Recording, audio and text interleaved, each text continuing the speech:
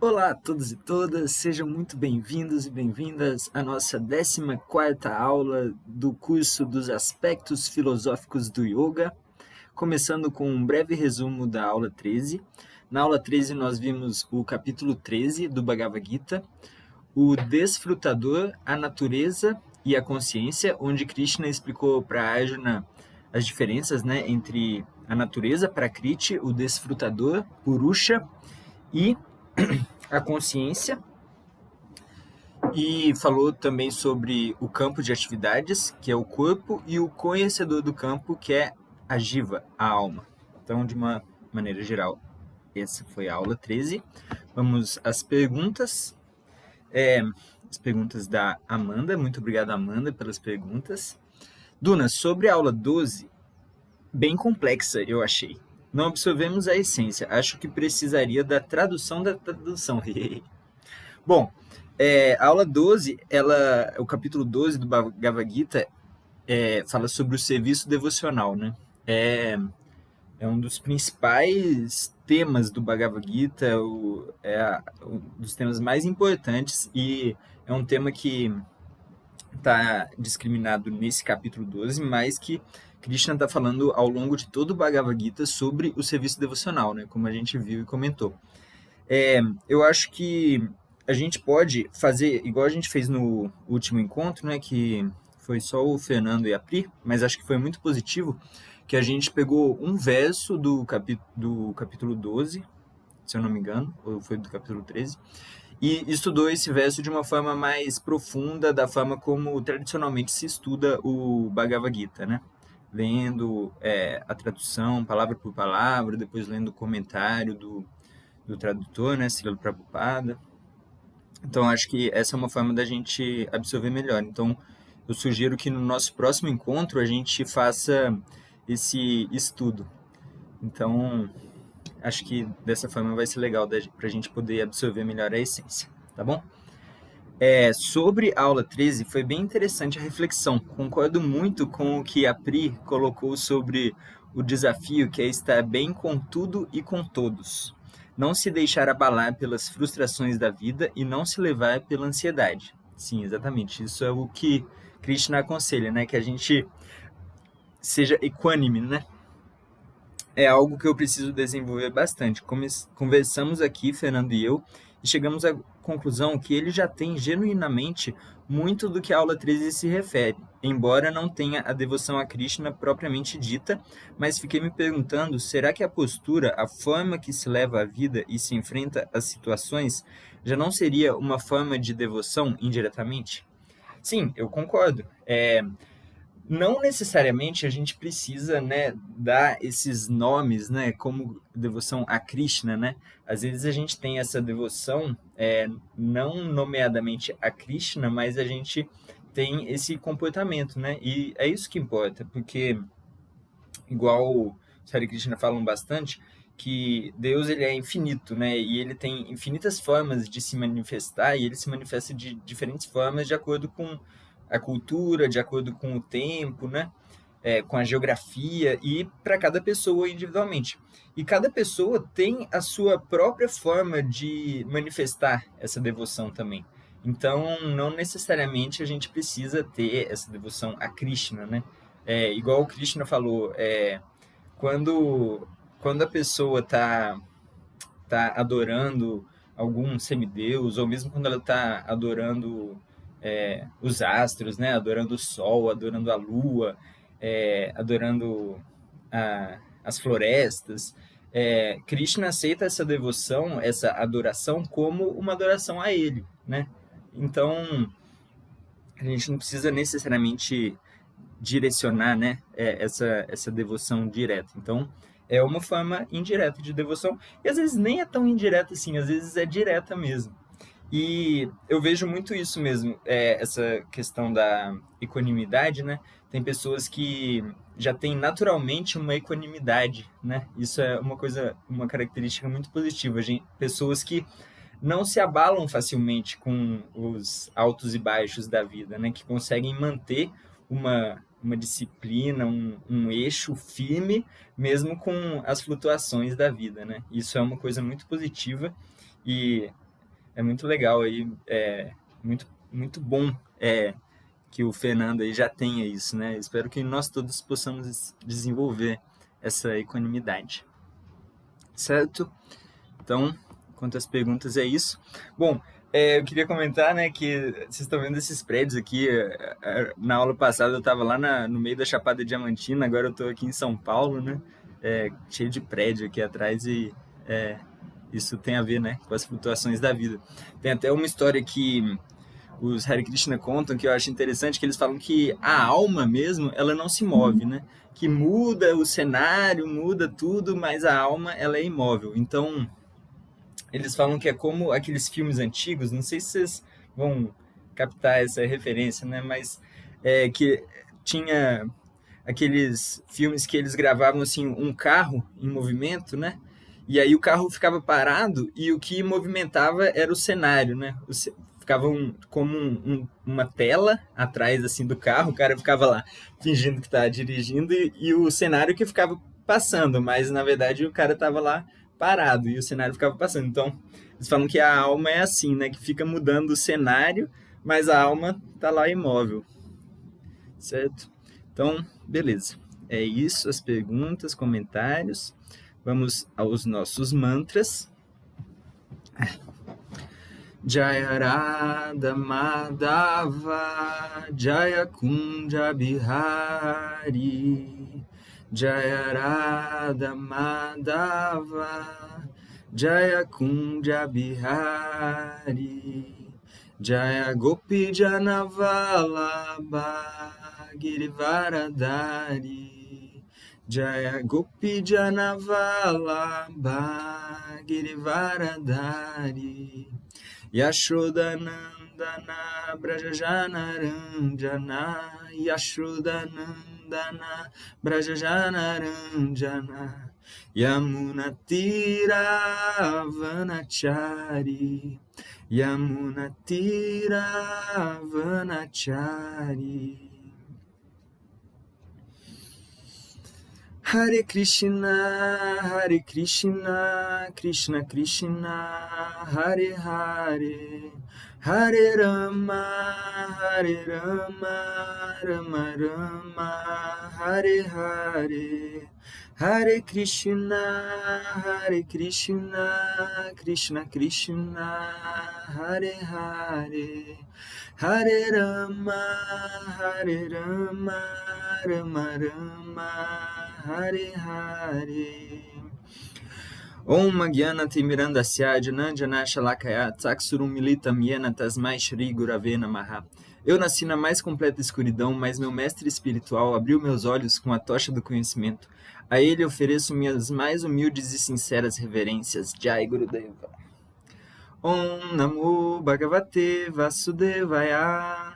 Om Namo Bhagavate Vasudevaya. Om Namo Bhagavate Vasudevaya. Om Namo Bhagavate Vasudevaya.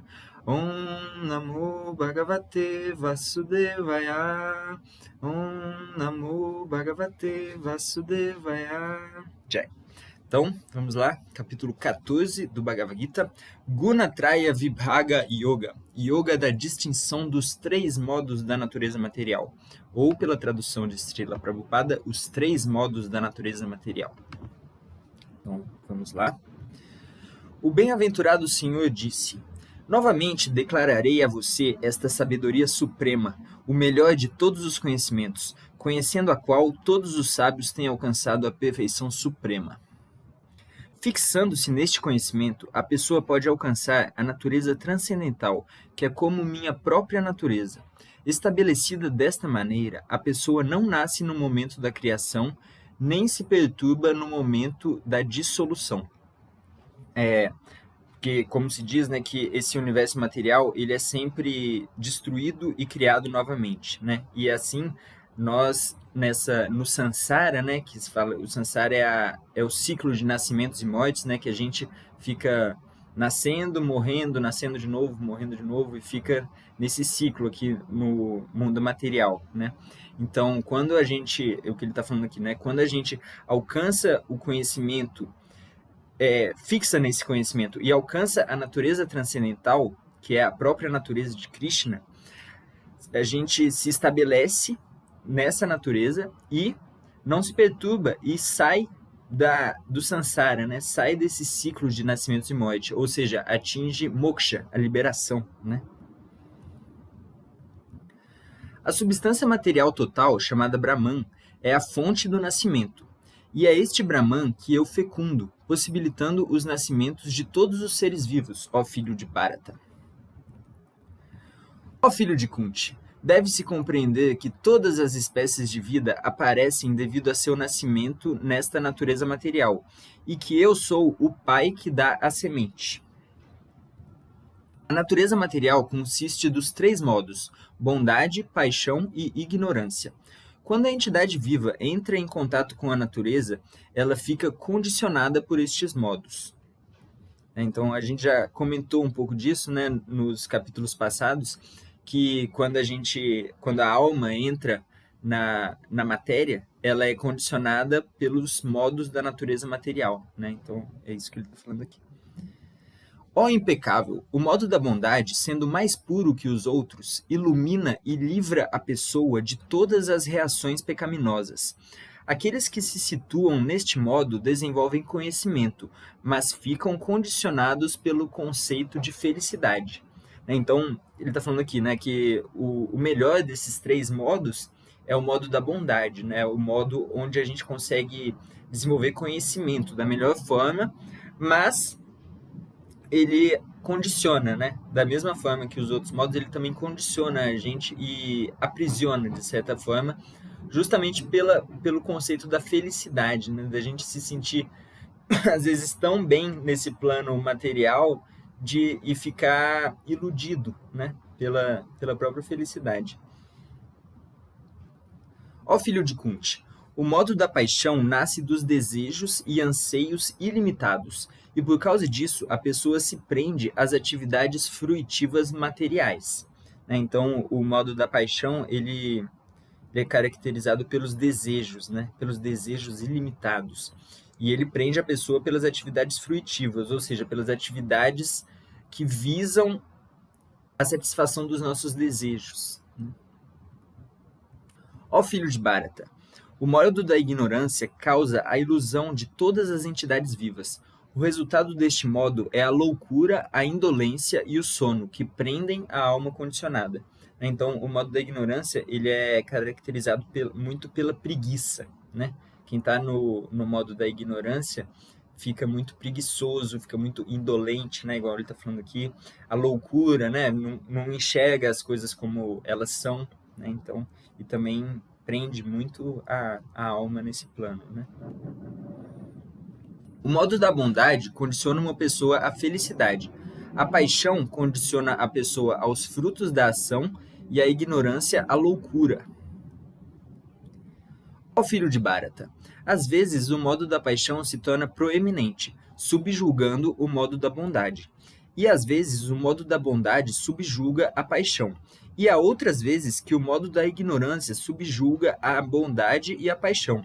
Desta maneira, há sempre competição pela supremacia, né? Então ele está falando aqui que esses modos da natureza material, eles ficam flutuando, né? Tem hora que a gente está mais no modo da bondade, outras horas a gente está mais na ignorância, outras horas mais na paixão, né? Fica flutuando nessa competição pela supremacia, igual Krishna está falando.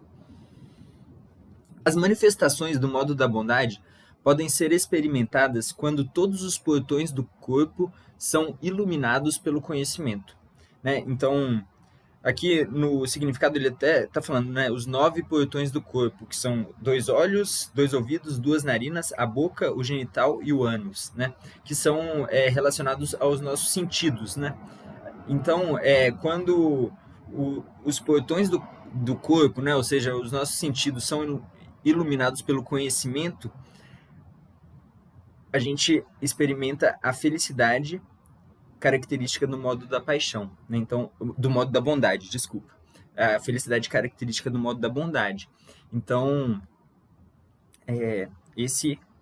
essa é a forma, né, da gente se estabelecer no modo da bondade, ou seja, da gente iluminar os nossos sentidos com o conhecimento e, a partir disso, atingir o modo da bondade. Ó principal dos Bharatas, quando o modo da paixão aumenta, os sintomas de grande apego, desejo incontrolável, anseio e esforço intenso se desenvolvem. Ó filho de Kuru, quando há um aumento no modo da ignorância, a loucura, a ilusão, a inércia e a escuridão se manifestam. Né? Então, Krishna está falando as características de cada modo. Né? Quando a alma corporificada morre no modo da bondade, ela alcança os planetas superiores puros, onde moram os grandes sábios. Quando a pessoa morre no modo da paixão, ela nasce entre aqueles que se ocupam em atividades fruitivas. E quando morre no modo da ignorância, ela nasce no reino animal. Agindo no modo da bondade, a pessoa se purifica.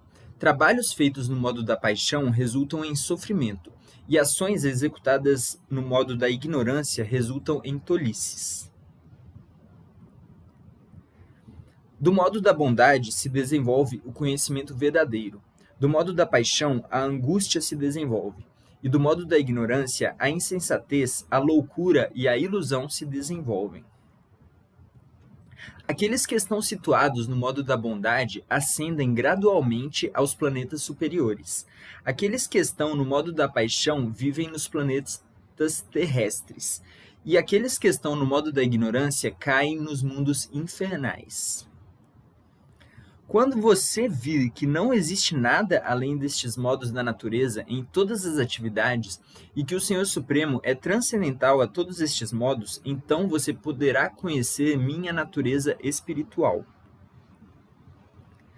Quando o ser corporificado é capaz de transcender estes três modos, ele pode libertar-se do nascimento, da morte, da velhice e seus sofrimentos, e pode gozar o néctar mesmo nesta vida. Arjuna indagou: Ó meu querido senhor, por quais sintomas se conhece uma pessoa que é transcendental a esses modos? Qual é seu comportamento e como ela transcende aos modos da natureza?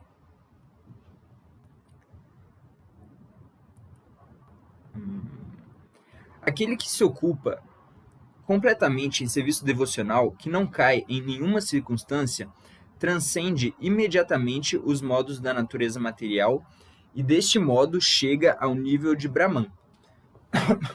Então, Krishna está falando, né, para Arjuna, respondendo ele como transcender os modos da natureza material, né? Então, justamente pelo serviço devocional, né? O serviço devocional puro, né? O serviço devocional que não cai, né, em nenhuma circunstância.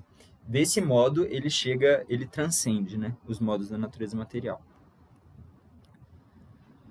E eu sou a base do Brahman impessoal, que é a posição constitucional da felicidade última, e que é imortal, imperecível e eterno, né? O Brahman impessoal, ou seja, o espírito. Né? E Krishna está falando que ele é a base do Brahman, né? A base do espírito impessoal. Né? Isso tem a ver com aquilo que a gente comentou, né? dos três aspectos principais de Deus, né? Do aspecto Brahman, ou seja, o espírito impessoal, o aspecto Paramatma, né, da superalma, e o aspecto Bhagavan, né, a pessoa suprema, né, o aspecto pessoal de Deus, que é o próprio Krishna. Ou as outras encarnações também, né. Muito bem, então aqui acaba o capítulo 14 do Bhagavad Gita, os três modos na natureza material. Espero por suas perguntas e nos vemos no próximo encontro ou na próxima aula. Haribol, Gaura Premanande.